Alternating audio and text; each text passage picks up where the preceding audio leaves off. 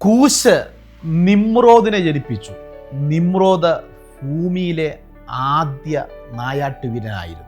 കൂശിന്റെ പിതാവ് ഹാമാണ്.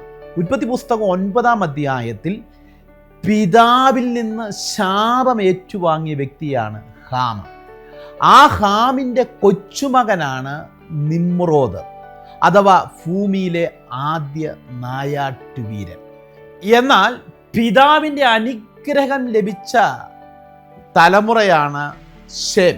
ശേമിൻ്റെ വംശപാരമ്പര്യത്തിൽ നിന്നാണ് ശേത്ത് ജനിച്ചത്. ആ ശേത്തിൽ നിന്നാണ് വിശ്വാസികളുടെ പിതാവായ അബ്രഹാം ജനിച്ചത്.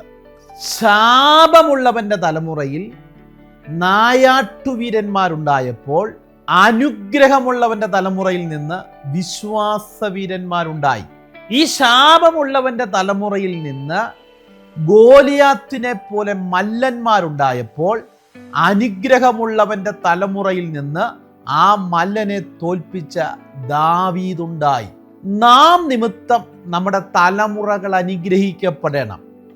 മല്ലന്മാരെക്കാൾ വിശ്വാസവീരന്മാർ നമ്മുടെ തലമുറയിൽ ഉണ്ടാകട്ടെ.